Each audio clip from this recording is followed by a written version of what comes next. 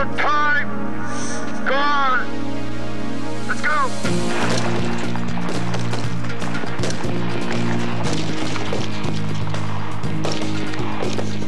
Dans 2 semaines, ces soldats participeront à des exercices d'entraînement en campagne. On sait que plusieurs de ces exercices peuvent causer des dommages à l'environnement s'ils sont mal accomplis.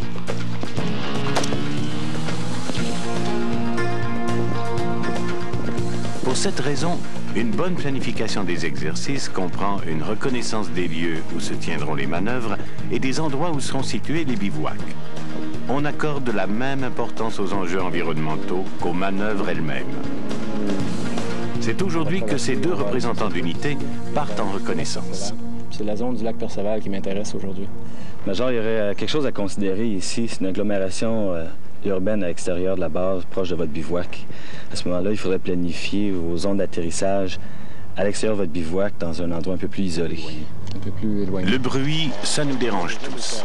Et pour les gens qui vivent aux alentours de la base, l'intensité du bruit et sa fréquence peuvent être bien désagréables. De plus, les bruits intenses soumettent les animaux à un stress important. Pour ces raisons, tout le personnel navigant doit respecter les consignes de vol. Ces consignes sont établies en raison des zones habitées et des corridors de migration de la faune. Un non-respect de ces consignes n'entraînera pas que la colère des civils, mais vous risquez aussi de vous retrouver avec des problèmes juridiques.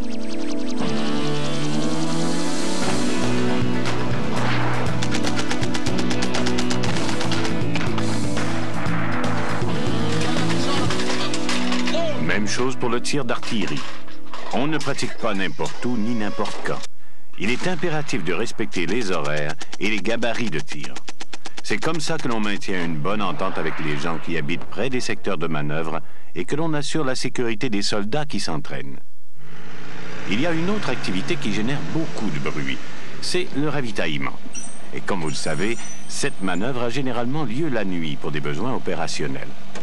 Donc, pour ne pas importuner la population civile avec les bruits de moteurs et la manipulation d'équipements, on doit, lors de la reconnaissance, identifier un endroit isolé pour effectuer le ravitaillement.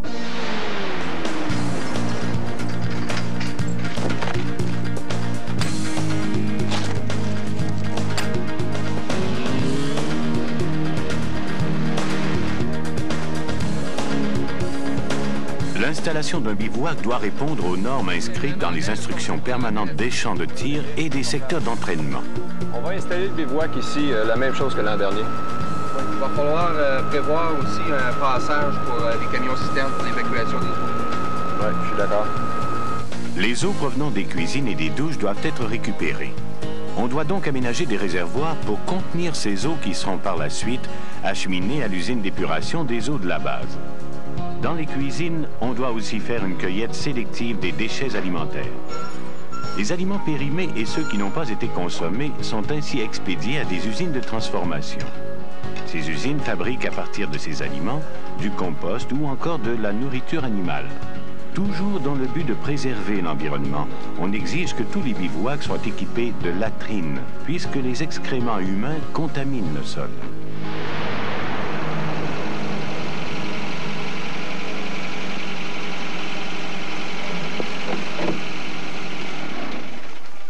Il y en a qui ont des guerres plus vite. Il va falloir s'assurer qu'on ramasse nos fils à la fin. Quand vient le temps de démanteler le bivouac, il est très important de ramasser les fils de communication. Sinon, ces fils abandonnés sur le terrain exposent les troupes en manœuvre à des risques d'accident et peuvent aussi devenir des pièges pour les animaux. Ces mêmes dangers existent lors des exercices où vous utilisez des missiles anti-chars philo-guidés. Il est donc essentiel de ratisser périodiquement le terrain pour ramasser les fils de téléguidage.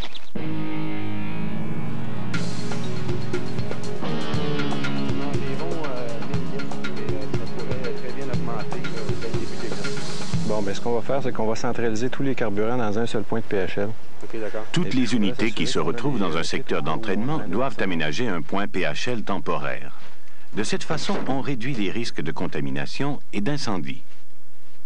L'installation du point PHL doit se faire à plus de 30 mètres des cours d'eau. Toutefois, si cela n'est pas possible, vous devez obtenir l'autorisation de l'officier d'environnement de la base. Si vous ne possédez pas l'équipement habituel, un point PHL temporaire peut être improvisé. Sur le sol, vous étendez une membrane imperméable. L'idée est de créer une sorte de bassin de rétention qui pourra contenir toute fuite. Vous devez donc remonter la toile sur les pourtours. S'il vous est difficile de niveler le sol, vous pouvez utiliser des palettes de bois. Autant que possible, l'endroit devrait être couvert pour protéger les contenants des intempéries. Pour former cet abri, vous pouvez utiliser une section de tente modulaire ou encore suspendre une bâche. Si, malgré les précautions que vous prenez, vous contaminez le sol avec des hydrocarbures, vous devrez alors récupérer la terre souillée. Vous la mettrez dans des sacs renforcés prévus à cet effet. Ces sacs doivent être acheminés au service d'approvisionnement de la base où se trouvent les bacs de récupération des sols contaminés. Dans le cas de sites d'entreposage à long terme, on utilise des bassins communément appelés instaberms.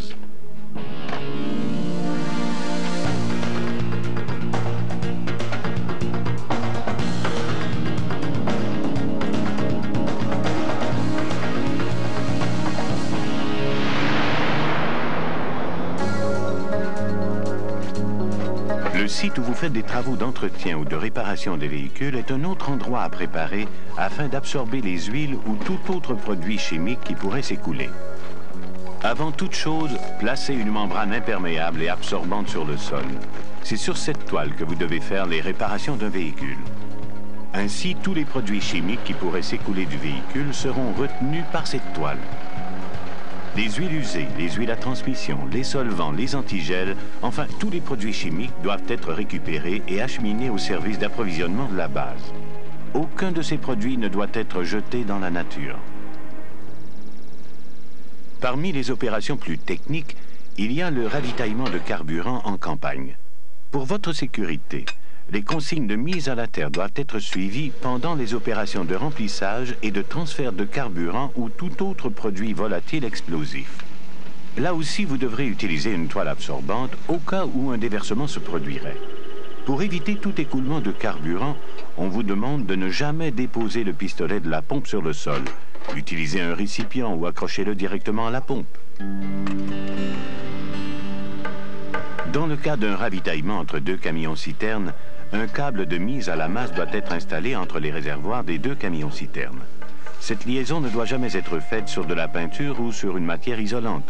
Le contact doit se faire de métal à métal.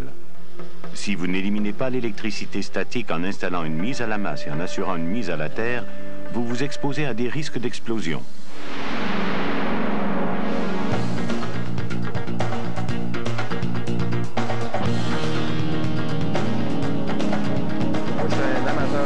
J'adore ça. Au sujet de la rivière, il faudrait essayer de l'éviter complètement, même si les véhicules peuvent la traverser à gué. Je connais un point de traversée, il y a une route qui la traverse à 1 km de notre position, juste ici sur ma carte. Oui. De cette façon-là, on évite la région complètement. Lors de la reconnaissance des lieux, il est primordial d'identifier la présence de cours d'eau. Et pour chaque cours d'eau que vous serez forcé de traverser, vous devrez utiliser des estacades qui absorberont les huiles qui se dégagent des véhicules. Il faut savoir que les hydrocarbures qui se répandent dans l'eau affectent la faune et la flore. Cela provoque des modifications à l'écosystème. Pour les sites permanents de traverse à gué, il existe une autre façon de limiter les dégâts. C'est de recouvrir le bas-fond de pierres ou de pièces de béton et d'aménager les rives afin de réduire l'érosion du sol. Également, tous les exercices de natation des véhicules doivent se pratiquer dans les sites désignés. Ce qu'il faut bien retenir, c'est que tous les véhicules qui traversent des cours d'eau laissent des traces.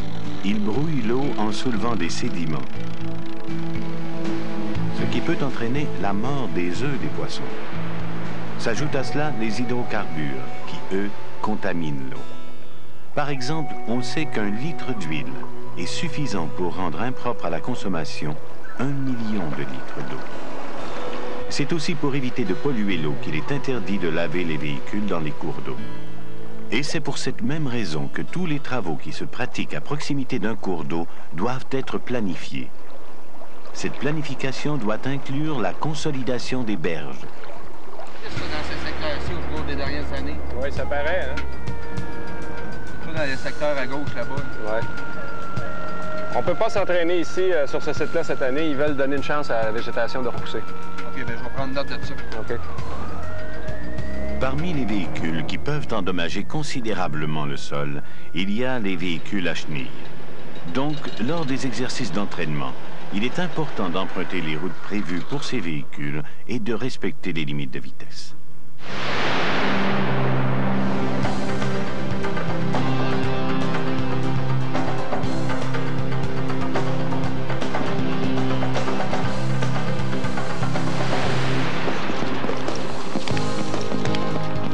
Une fois que vous avez terminé un exercice d'entraînement, vous devez laisser le terrain dans son état original. Si vous avez utilisé des grenades fumigènes ou autres munitions, l'opération de ratissage est essentielle. Vous devez récupérer toutes les douilles de métal, les boîtiers de plastique et les boîtes de carton et de bois. Tous ces objets doivent être ramenés au service d'approvisionnement de la base. Vous devez savoir que ces objets récupérés seront vendus à des usines de transformation. Vous profiterez de cette vente, puisque l'argent sera réinvesti dans les activités d'entraînement. Lorsque des gaz sont utilisés, les périmètres de sécurité doivent être respectés, et cela afin de ne pas incommoder les personnes vivant aux alentours. Il faudrait vérifier avec le contrôleur des secteurs échantillés à propos de l'indice de feu. OK, je m'en occupe. Sans autorisation, les feux de camp sont interdits. Cette précaution a pour but d'assurer votre sécurité. Par exemple, si l'indice de sécheresse est élevé, l'autorisation sera refusée. Ou encore, si des tirs réels ont déjà eu lieu sur le site où vous vous trouvez, les feux de camp seront interdits à cause des dangers d'explosion. Les obus non explosés pourraient être enfouis dans le sol.